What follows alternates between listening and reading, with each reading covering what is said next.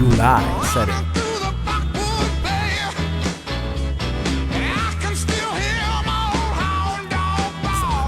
Chasing down a hoodoo there. What the hell the hoodoo? Chasing down a hoodoo there. Y'all talking about voodoo? Whizzing on a bayou.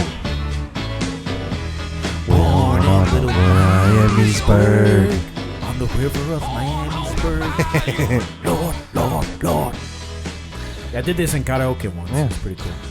Welcome back to the Into the Night podcast. I am DJ Villain, and with me as always is my co-host MC PBK, Proper Bravo Kilo, the goddamn phone book killer. I said, God damn.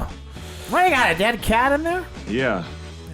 So, yeah. How's everybody doing? We are back in episode 113, I believe. Or no. I thought you said 112. Sorry, yeah. 112. It's all gravy. We're going to do a two-parter here. Swamp Thing and Return of Swamp Thing. We're getting straight bold up in this piece, a two-parter. Yeah.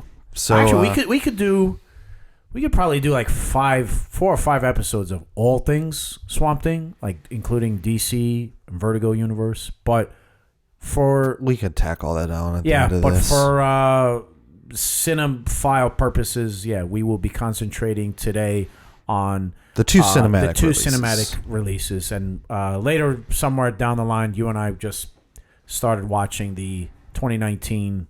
Was that Netflix or? Negative. What was the? Thank you, Arnold. CW, I believe, at the end of the day, but I don't know or Warner Brothers. Yeah, it was. It's like CW. I don't know if it's CW or not. You graduated high school, probably. But it's that kind of caliber. It's that WB thing, but it was WB. Yeah. What was that frog's name? He had like a state name, Michigan J. Frog or something. Fuck if I know. Yeah. Remember that? Didgeridoo and Wendell T. Wolf. Come to Tasmania. I remember the like the top hat and the fucking cane and the.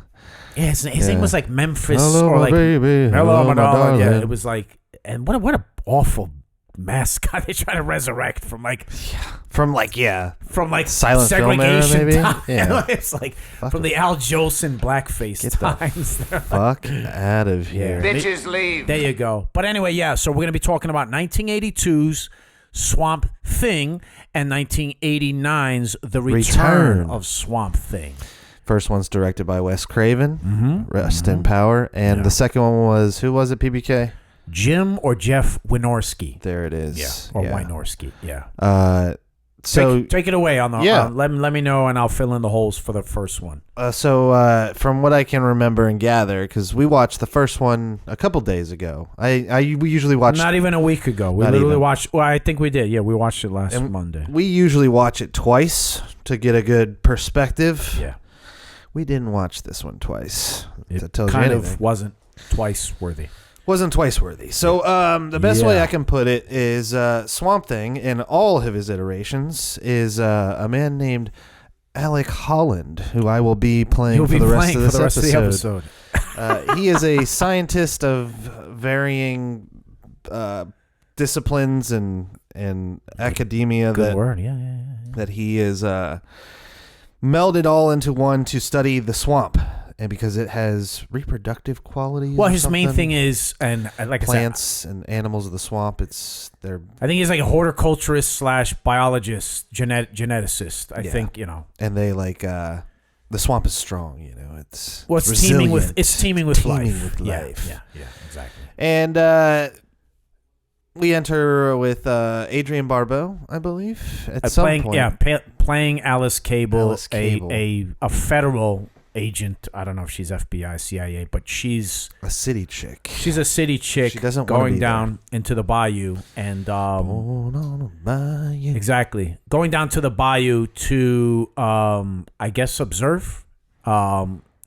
Alec Holland, played by the inimitable Ray Wise, aka don't touch me. What's his? Don't touch me, man. Bitches leave. It's not Clarence, but it's the Clarence's number one henchman. lackey. Yeah. I think he's got an Italian. I think he's got like a Guido-ish name. Emil goes up like to a him. Vinny or something. Yeah. And he's like, "Don't touch me, man!" Yeah. Ah, shit. It's great. He's also, if you know Twin Peaks, he plays what's her face's father, the victim's father.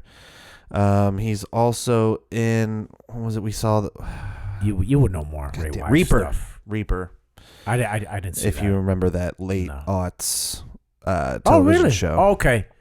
He played like the devil on it. He's got a very devilish face. He's very, But in this angry one, he's and in this one mean he's very angelic, and it's almost unrecognizable, like night and day from being a RoboCop henchman to I got him when he drops the girder. Right. Yeah. I got him, Clarence. I got him, Clarence. I got him. Yeah. I did want to say this before we continue on.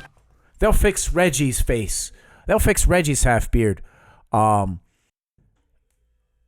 shout out once again Jimmy Ferrari's Brooklyn Blast Furnace podcast. He had Danny Marianino on from the Northside Kings, who's also a horror occult film enthusiast like us, and he runs his own thing. Where I told you yesterday, he had Dee Wallace on. I think this is when The Howling first came out on Blu-ray or something, and he had Dee Wallace on. Danny, by the way, hails from Arizona, the greater Phoenix, Arizona area. And with the thing with Ray Wise, I think either if it wasn't that they were having a RoboCop special, print screening of it, he met him at a con, and anything RoboCop related that you wanted him to sign was a hefty price tag. So that's all I wanted to say in regards to, once again, conventions and anyway. Sorry, that was long-winded. Ray Wise. Yeah, that's where we were. He's Alec Holland. He's doing the work with whom Adrienne Barbeau thinks is his love interest, aka wife. But it's really his sister. That's right. And they're not. There's no incest plot here. It's just a cover-up, I guess, because their father was well sought after because of his research that he did, or something like that. Maybe the work that they're doing is top secret. Yes, no one is supposed to know that they're there. And that lab, if you remember the exterior, they said it was like an old burnt down church or something. Right? Yeah. It's this underground compound that's very like leftover from like Civil War kind of era looking. It's like flooded cemetery and like broken down little shanty houses and stuff covered in like Spanish a pet moss. cemetery as well. Yeah, it looks great. So and then some stuff shot happens, in Georgia, and then we get our villain, who's great in this.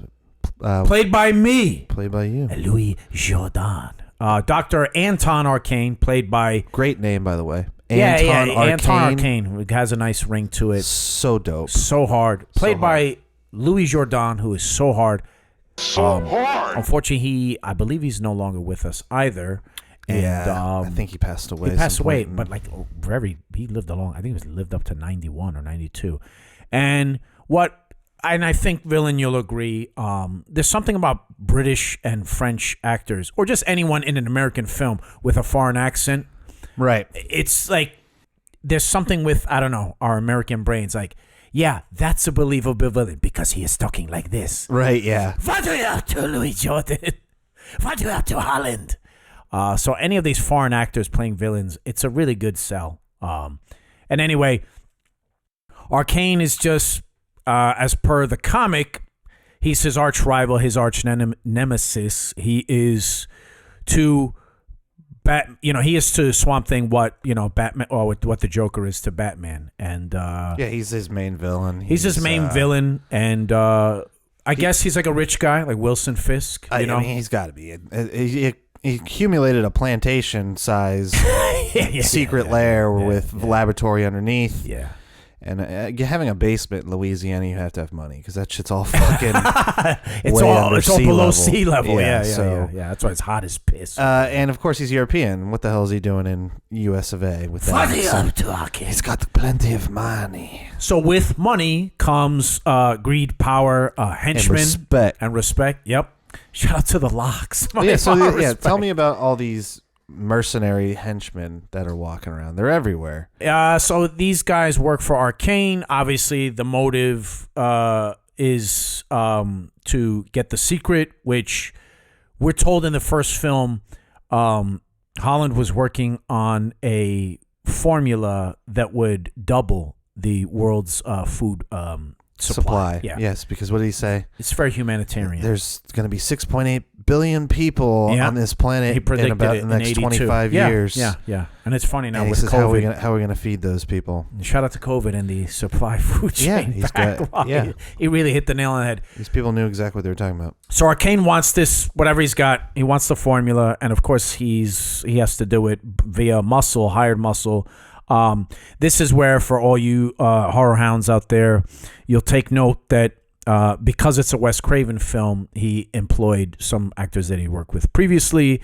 As of note, David Hess, who was the main killer in Last House on the Left. Right. Which did you ever see that? I did once upon a time. I remember the remake. I don't remember it being that good, the original one, but like a lot of screaming and I Spit on Your Grave was better. It's a hard movie to watch. We'll put it very that way. hard. Yeah. But Wes Craven definitely with this one wasn't really coming into his own yet. So I mean, it was his third or fourth movie. Let's just go ahead and just get right into it, because after we were introduced to Alec Holland and Arcane, we are then. The plot is then pretty much set up that Alec Holland becomes Swamp Thing by we're coming to take your research. We're coming to take all your shit by force. Yeah. So let's shoot up the lab. Blow it up. It blows up. He's set on fire. The formula sets Alec Holland on fire, which we know works because we see the plants grow and seconds. And she's like, look, it works. Yeah. And he straight up bursts into flames and runs into the swamp, and then dives right in, and then explodes in the water. We'll talk about that trick again in part 2. Exactly. Yeah. And then we see Swamp Thing come out a little bit later when some people are in trouble. Yeah, like I said, this movie is very I don't know if suspenseful is the right term. I guess maybe at the time. But the way you feel about Howling, I feel about this film. And incidentally, they both came out the same year or a couple of months apart, where you already know Swamp Thing, no one's going to go into this cold. I didn't think even for 81 or 82, I don't think anyone's going to be like, oh yeah, Swamp Thing, except for some dumb parents or something like, right, yeah. Oh, this is a comic book movie? I didn't know. Bastard. Exactly. So, I guess like you were saying, Wes really plays it close to the chest. Yeah. He doesn't go full exploitation. I would say, he was very ambitious with this film. I mean, not a whole lot happens, right? It's a slow movie. Like we talked about. We got Adrienne Barbeau's kind of like a female interest for a Swamp Thing. Eye candy as well. Yeah. And she does a great job. Yeah. Ray Wise, I don't think, does the voice after he becomes Swamp Thing. No, it's Dick Durock. Dick Durock, who's very much a physical presence. He's a stuntman. Stuntman. Yeah. That's why they chose him. And then we got what's his face playing Arcane. Louis Jourdan. Yeah, Louis Jourdan. And that's pretty much it. We got that black, young black Reggie Batts, who plays who's kind of like the distressed local citizen that Swamp Thing proves that he's heroic. By saving him from all these. Guys. Oh, Jude is his name. Yeah. Reggie Batts. I mean, the movie just kind of goes back and forth for a while in the swamp with different things here and there. We kind of see that Swamp Thing has powers to super strength 1, 2. Yeah, he in one scene he rips the roof off of a Jeep. He's impervious to bullets. I think he punches. He's impervious. He's bulletproof, or at least they go through him. He punches one of those fan boats, like he flips it over. Boom. Yeah. But the movie just kind of goes back and forth here and there. And there's not much physicality, like I mentioned. Nah. The improvement in the second one with the actual suit itself is like tenfold. But at some point, right, Arcane gets the formula. And they capture Toxie. Or I'm sorry, not Toxie. Swamp Big Green Man. The man from Mars. Yeah, there's a lot of the same vibe. Well, they capture Swamp Thing, and they get the formula, and then we find out... He gets captured on purpose. Yes, that's correct. But this is actually my favorite part of the movie, was at the end when we actually see some cool storytelling about the whole Swamp Thing mythos. namely the Unmen. After Arcane gets the formula, he decides to start experimenting with it. And he gives it to the one Telly Savalas looking guy first. Bruno Yeah. is his name. Bruno. And Bruno turns into like a pig or like an aardvark or some sort of armadillo. He's an aardvark. What the hell? Played by a little person. Yeah. Maybe an early Vern Troyer. I can't remember who it was. We remember seeing it in the credits, but it basically the serum itself or whatever. Your favorite sample. Yeah, it turns it simply makes you more of what you are. What does he say? Bruno took the same thing I did. Yeah. It just amplifies what's already your essence. Your essence. And then Arcane gets a hold of the formula and decides he's gonna, drink it himself, in a very mad scientist type of way. Yeah, cue the lightning and thunder. So we have the final battle after all this happens. Well, what does he turn into? You tell me, man. The most disappointing. This was the most disappointing part of the movie. Sorry, Wes, up in heaven. This is the most disappointing. It was very like Godzilla versus King Kong, the way like these two really one green, one brown, actually, guys in costumes are fighting each other in a swamp, and which is like ankle deep water. They fought with a sword too, which was dumb. And so Arcane turns into what looks like a man bear pig. Shout out to the man bear pig. Park. Yeah. Because it's got fur. It's got like this piggish looking face. It's got a snout with tusks, and then the eyes are always open. The eyes are fake, and of course he's on two legs with hands. And he's got like scaly skin, kinda. But then he's got this lion mane as well. Yeah. And he's basically like, he's like the proto Bebop for no reason. It looked pretty bad. It was pretty fucking bad. I would argue that. Remember what I said? I said went like in between transforming, he looks even better. He looks more gruesome. In his cocoon phase. His skin starts changing, and you're like, "What's going to happen?" His half grill, he's got like cirrhosis of the face. I on almost the first thought, like, half what of if his he face. it would have been better even if he just turned into like a blob or like a leech or like a giant like just cockroach man or something. Yeah, your essence is so gross and nasty that you just turn into right. He's such a vile, malevolent person. Yeah, no, they had to give some sort of kind of counter to. They had to make a monster versus monster. Yeah, and kind of make it more of like a hero villain versus just like the hero destroying this disgusting malevolent force, which is fine. But that's basically it. And Swamp Thing wins. Adrienne Barbeau gets hurt. She gets stabbed. And then we see what Swamp Thing's like real superpower is. It's the ability to heal. Regenerative properties. Which is probably what he wants to do, and then the evil, disgusting, bad guys want wants to exploit They want the power. They Yeah. don't care about the healing shit. Yeah.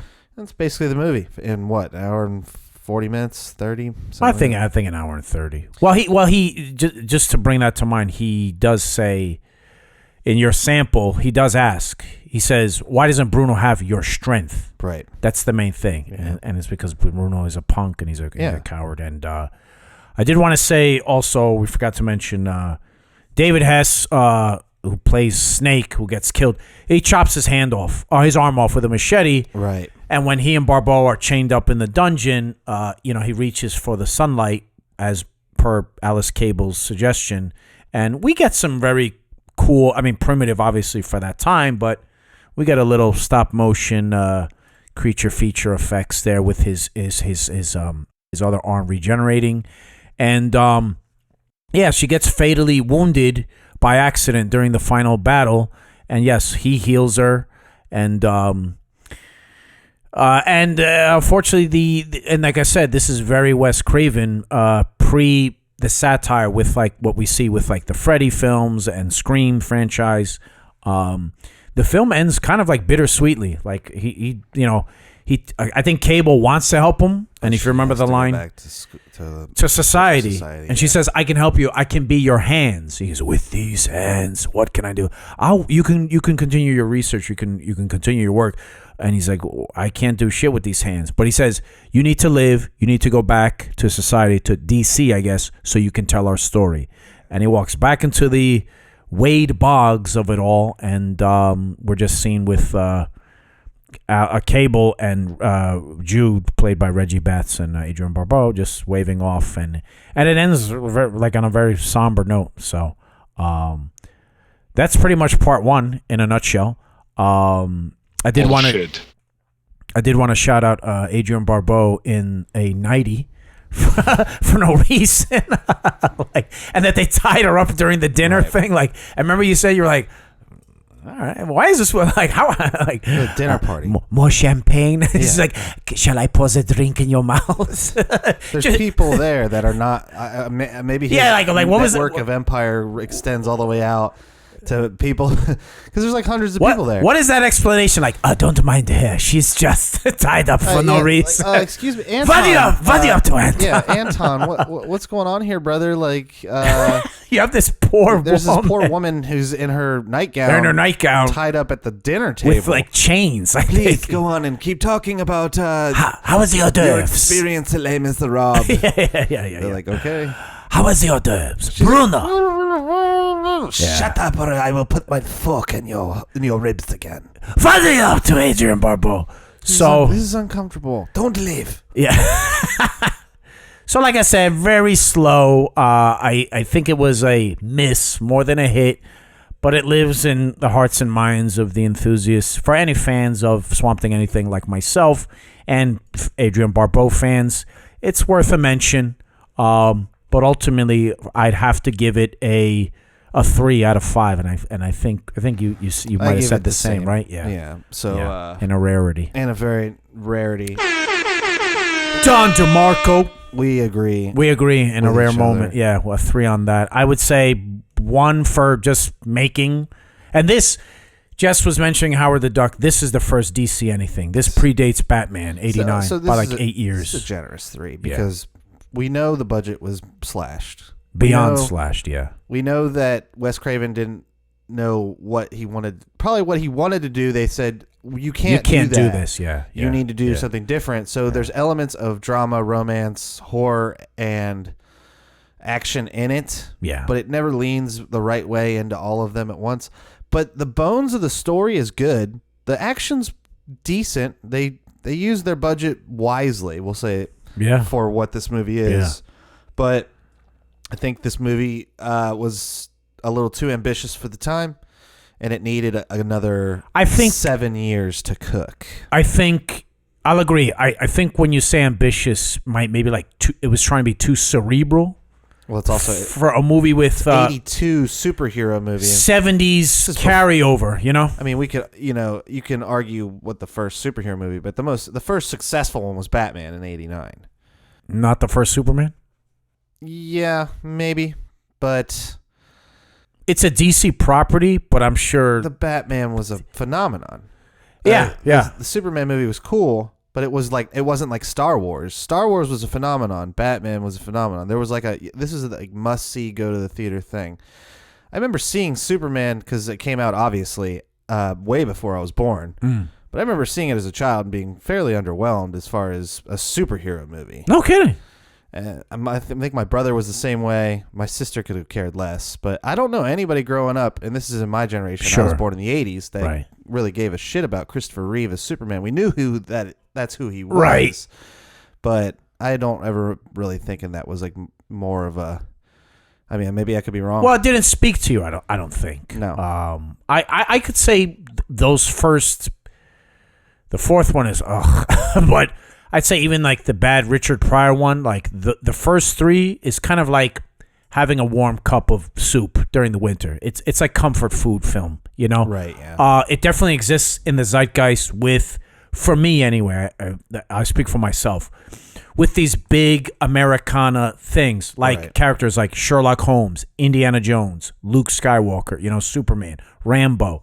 But as far as like merchandising and, like you said, more into like, I don't want to say cult, but once again, kind of a by fans, for fans, with Tim Burton being a fan of it. Right. Yeah, I would agree with you that the real splash DC made cinematically. Let's put it this way. Is that 89 Michael Keaton Batman. This movie didn't know whether it was supposed to be fun or serious. And yeah, exactly. Superman would be more serious than fun, and Batman would be more fun than serious. Really? Yeah. I'd say the opposite. Batman 89, you don't think that movie's got pretty much camp all over it? There's some, especially for yeah, where we yeah, are yeah. now. I mean, there's some. With like, It may have been dark at the time, but okay, well, that's what I it's mean. still a Is that it's PG. dark? Yeah. At the end of the Yeah. day, but this movie had. I mean, Swamp Thing is a very dark, tragic figure. This And I think that's movie what he was leaning into. was trying to lean that way, but Yeah. it shouldn't have, because moving on to our next film, Return Of Swamp Swamp Thing. Yeah. I love this movie. They got it right. It was great. Yeah. I had a great time.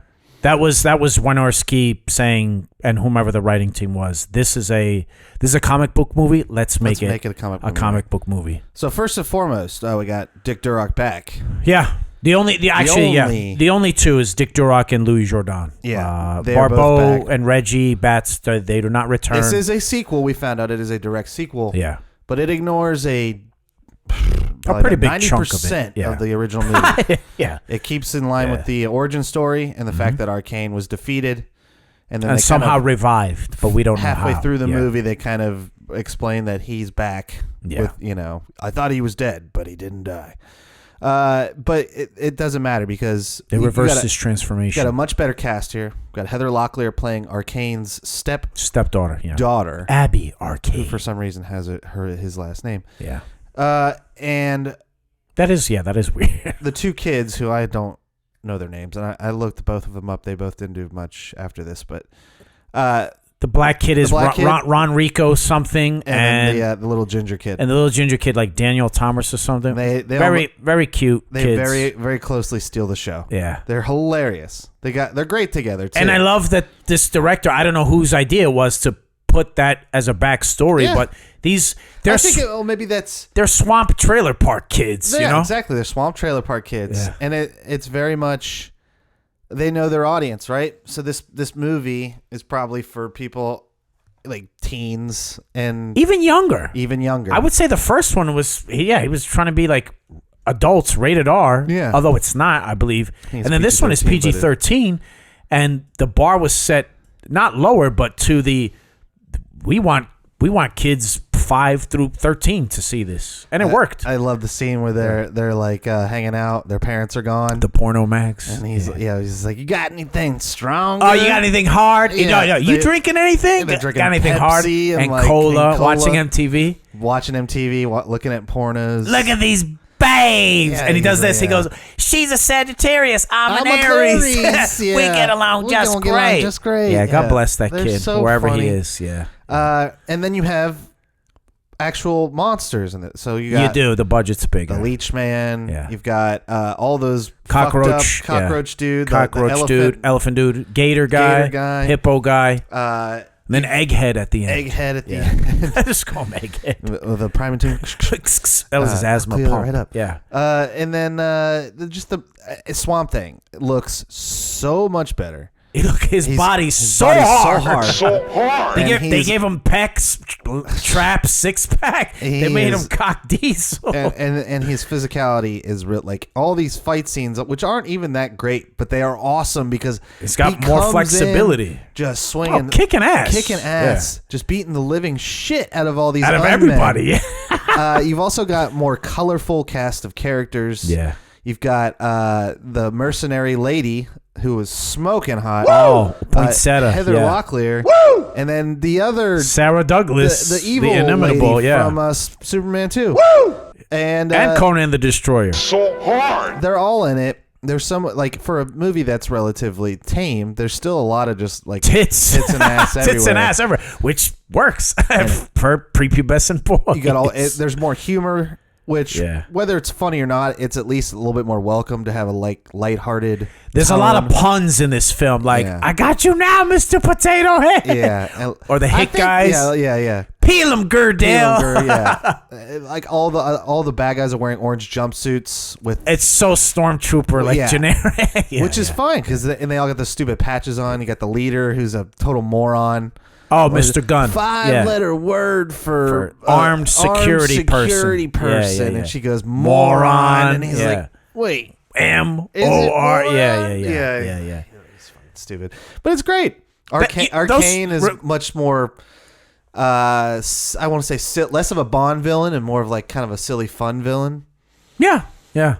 Less serious. Um, He's not He's not tying up Heather Locklear at a dinner party, but instead he's just hanging out in the lab being silly. I did want to mention this, actually, some behind-the-scenes stuff. A giant bowl of Kool-Aid. Yeah, you can't do that on television's cable it's the set. The Double Dare set. The Double Dare. It totally was the Double Dare set. All you needed was the lever and green slime. Nose. It was. Reach and grab the flag. You remember show Funhouse as a kid? It was a live game show.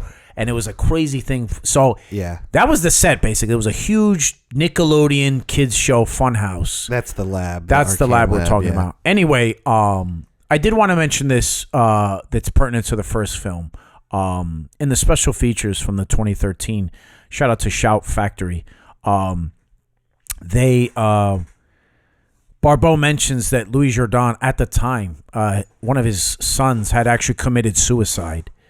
So he was the consummate professional, as they say in the business. He didn't quit. He didn't bitch, on set, but he did his lines, and then he disappeared into solitude. He didn't do much after Return of Swamp Thing. By the way, we looked it up. His career was kind of over by the 90s. Oh, okay, yeah. There's probably personal reasons because, like you said, he didn't die like shortly after this, but. I don't know that he even made it to the new millennium. But his career was basically on hiatus. Yeah, for probably planned purposes. He was like, I'm done.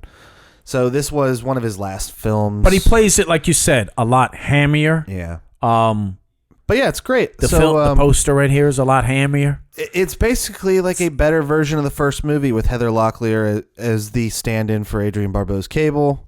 You have the two kids who are basically stand-in for the young black kid who was in the first one. Ron Rico Lee as Omar. That he calls Omi. Yep. Omi, let me in. I hope they don't blow up my mom's car. Yeah. Some insurance man's gonna be messing his pants. I love the part when he goes, "Oh no, my mama just bought that car." He Swamp Thing does away with Leech Man and he vanquishes him. And of course, once again, I'm on fire. I'm going to jump off into a pier and then spontaneously explode for no reason. Yeah. I think that green dude's good. I think that green dude's a good guy. And by the way, Miss Poinsettia, we got to get you on the show. Monique Gabrielle, Smoke Show. So hard. Oh, and the ginger kid's name is Daniel. Whoop, woo! Daniel Amory Taylor as Daryl. So, and Frank Welker, who does the voice of everything. The voice of Mad Bullshit in Spawn. Optimus Prime and all that stuff. But it was ill. It was an ill movie, and basically, it's like the same thing. It's kind of the same. The lab blows up. There's a self-destruct sequence after he kills all the unmen and yada yada yada. Heather Locklear is healed in the end, a la Adrienne Barbeau. Well, we didn't explain why she's in the movie. Oh, well, she's the stepsister. She's a stepdaughter. There's this plot about her genetics are perfect or something. Her mother was the first candidate. She has the same genetic makeup as her mother. Her stepdad basically murdered her mother, more or less, whether he did it like intentionally or not. I think it was by accident. She escaped or whatever, and it doesn't matter. She is like the specimen. We need her. We need her blood. It's really just a reason to get guys into the movie seats. She was the big, coming off of T.J. Hooker and dating Tommy Lee at the time. Like you said, that T.J. Hooker drop where she says that T.J. guy. Yeah. Like She's in the film as this ditzy new age California girl that has this affinity for plants. She labels all of her plants. She's a flower shop owner, and just she's there to be as Swamp Thing's girlfriend. Love interest. Yeah. As a plot device, she Quite just literally says to Chitty Boga in the shop. That's right. Yeah. I have all these problems. It probably stems from the lack of my relationship, or other with my stepfather. I'm going to go from L.A. to Okefenokee, Florida to go give him a good lesson, a good scene too. 1 hour of her shift before she's like, I gotta go. I gotta get out of here. What's it? Eunice. Eunice, yeah. Make sure you talk to him for me. She's eating cold chicken noodle soup. So with that, throughout the film, we get a lot of good fights. There's the fight in the beginning, which introduces Leech Man to these FBI agents who are just Bleach Man is an escaped monster creature from the yeah, lab. Yeah. And Swamp Thing kicks his ass in the beginning. You have a great montage with all the comics, from the 70s. Playing with CCR. Classic CCR, Born on the Bayou. And anyway, the movie, the pacing's better. The pacing's better. The characters are Yeah. better. The Yeah. action is better. Yeah. It's more colorful, so it's a better comic book movie. It's really the precursor, dude, to Toxic Crusaders. Yes. And the Swamp Thing cartoon, animated TV show, and anything like Battletoads, Ninja Street Turtles, Sharks. Street Sharks. What is it? The cats thing? They were all, Tiger Cats or whatever. Biker Mice from Mars. Thank you. All Yeah. that stuff. Yeah. They all go hand in hand. Because like and the merch after this movie blew the fuck up. With mutated anything became popular, not just because of Teenage Ninja Turtles, but like all the horror movies of the 80s, including these action movies that we're talking about right now. By the early 90s, the merchandising for all this kind of stuff, it blew the fuck up. Oh, it went critical mass, like nuclear meltdown level. This movie, basically, whether it was a great success or not, I think it did well enough to entertain the interest of toy makers and animators to make their own show, which came out, I think it was like 92, 93. 90, I think the cartoon is 90, and then like you said, maybe 91, 92, the USA Network live action show. And the cartoon is basically a slightly evolved version of this movie. It's not based on the 82 one. It's not based on the 82 one at all. It's based on this More one. based on this one because you have Abigail Arcane, who's I believe in the animated shows his granddaughter, but it's the same difference. Oh, I didn't know that. Yeah. Arcane has 3 henchmen. One of which looks exactly like, at least part of him looks exactly like the main henchman in this 89 version. No kidding. With like the orange jumpsuit. Okay. Radiation it's Rangers. Directly. Yeah. Oh, okay. And then you have 2 kind of... the kids, you said. The kids that they're teenagers in the animated show, but it's basically they're supposed to be Omi and what's his face. And it's great. And that was my first exposure to Swamp Thing, was that animated show. And I remember seeing Return of Swamp Thing at some point when I was in high school. I forgot most of it, but I still like it. So I'm going to give it a 4 out of 5. The only reason I don't give it a 5 out of 5 is because I thought Swamp Thing's voice was horrible. I don't know why they went like backwards and turned him into like, it's very toxy, like, interesting. Yes, Mom. My name is Swamp Thing, but you like the slower and effects also filled voice. Like I thought the humor wasn't, it was fine, it was serviceable, but sure, I would have much rather had the humor just been left with the kids and right. not like with the henchmen and Swamp Thing and Heather Locklear. Like the sex scene is so unnecessary. Stupid. It is, and I love it for that reason. Jess's response, super unnecessary. That was, well, you know what's funny? I'll read it here off Wikipedia. It says it was very like this is why Jess kept on referring to it as the Toxic Crusader, because some of that campy elements are in both of them. Oh well, that's done. But I didn't hate it. Push Let's the put it envelope. this way: I didn't hate those elements of it. I didn't like them though. But this movie is a solid 4 out of 5 for me. It's a great time. We all enjoyed it. We were laughing, carrying on. I was engaged in it. When we were watching Swamp Thing in '82, I was back and forth between my phone it's hard to follow. and working. Yeah. And when we were watching the new one, or the Return of Swamp Thing, all eyes were on. I was like, yeah. It was great. It was fun. Like I said, I think it's unfortunately Heather Locklear, as per Wikipedia, she won a Razzie Award for it for worst supporting actress.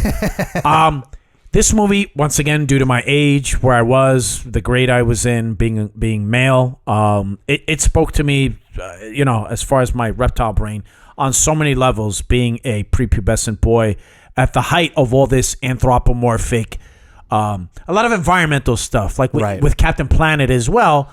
It was, and Toxic Crusaders, good guys doing good for the environment. And Swamp Thing checks that box. Yeah, and so we got action, we got babes, we got guns. We didn't mention how it's not explained that when that Swamp Thing's driving a fucking like a cheap After, Wrangler, like, big as hell after 10 or 20 years of not fucking doing driving. anything. Yeah. And that Heather Locklear just knows how to work a Mossberg 500 shotgun Yeah. and a grenade launcher for no reason whatsoever.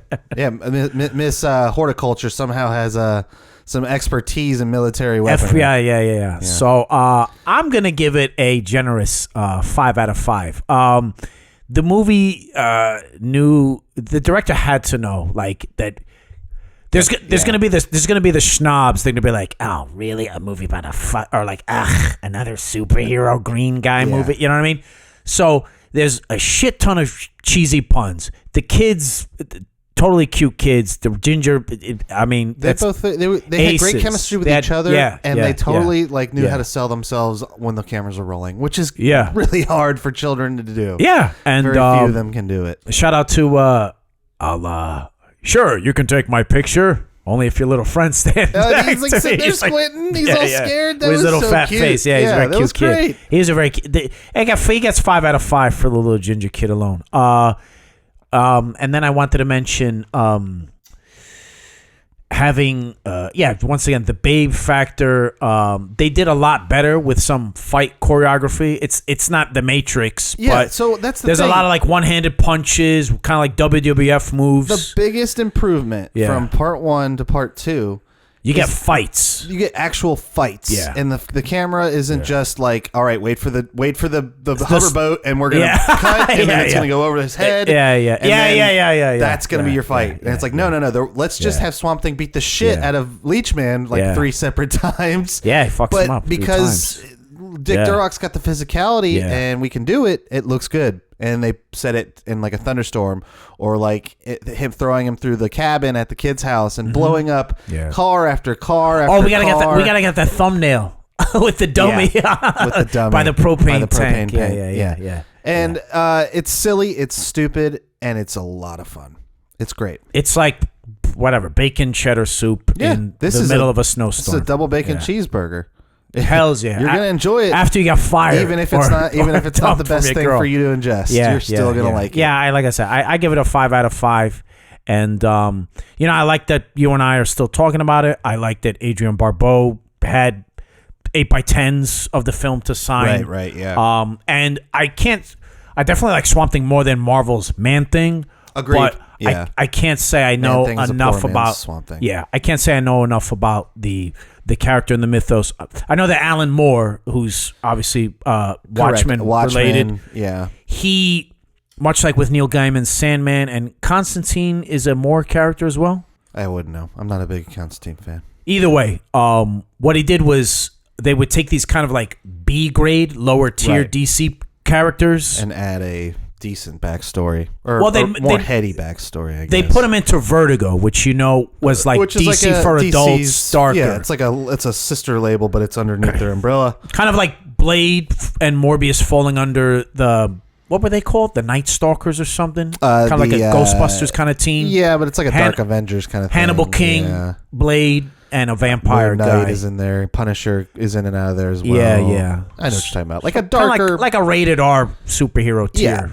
It's more for teens and adults, not so much for kids. Exactly. But I think we also have to mention the 2019 Swamp Thing show, which we started, and it looks good. Like we said, it's kind of a CW quality, but at least it's got real horror though. Looks good. It's got real blood and impalements and everything. And we got Derek Mears as Swamp Thing. Looks dope. But for some reason, it got canceled. I'm still convinced something was happening behind the scenes. You have a better pulse on what that I don't know. is. I just discovered this. It just says last week. It was canceled due to this, that, and the other. But nobody cancels something 3 episodes in. Like you said, without a rights issue. You go ahead and finish the season, but we're not renewing it. Like what? Why? Huh? What? Len Wein, creator, call us. Let us know. We would love to talk about it, and we want to see more Swamp Thing out there. I don't care if it's video games, comics, movies, television shows. He never had his own video game, especially Genesis, right now with global climate change happening and forest fires and all this. We need our Swamp Things and our Captain Planets and they can do that. Toxic Crusaders to come back and show us the true ways of preserving our planet. Well, it's our planet here. We're hearing about it now with Peter Dinklage, right? Oh yeah, Peter Dinklage is supposed to be the new Toxie. The new Melvin, yeah. New Melvin. I mean, I hope that gets made, and then I hope it does successful, and then, as you know, high tide raises all ships, and then the corporate greedy fucks, the execs, then say, all right, well, what other environmental things can we do? And I don't know. At my age, I wouldn't mind seeing a Captain Planet CGI live action thing. As long as it was done right. There's a market for it. Yeah, I'm sure you could do it either serious or funny or a little bit of both. Ron Gorwood, a.k.a. Michael Gornick, call me. Len Wyman, call me. Adrian Barbeau, always call me. That's it. Well, so that's pretty much Swamp Thing in a nutshell. Yeah. 2 good movies, one of them better than the other. Probably worthwhile watching it. Definitely together. Worthwhile watching. And is there anything that you would like to say about Swamp Thing, Wes Craven, Dick Durock, Ray Wise, Adrian Barbeau, Heather Locklear, or all the homies, Ron Rico. I keep on forgetting his name, even though it sounds like you're wiping your ass with silk when you say it. Oh, Louis Jourdan. Louis Jourdan. I don't know. Like I said, we're not. Jess is brutal with the things we watch, and ultimately, at the end of the day, the shit's being made. So I'm grateful that it's made. But no, 5 out of 5, and yeah, give it a chance. Yeah, give it a watch, and give these guys a plug while you're at it. So this is a song by Cardiac Arrest called "Demons," and we were watching the original Swamp Thing. And I heard this obsessed. Sample, and I was like, and then you were checked out. What song do I have in my library? Yeah, that sampled Swamp Thing, and it's this Cardiac Arrest. Nice little dubstep treat for you as we go out of our little outro here. So once again, thank you for listening to the Into the Night podcast. This has been episode 112. And we will see you guys next time. Steer clear of the swamps, except if your name is Reginald Arwizio.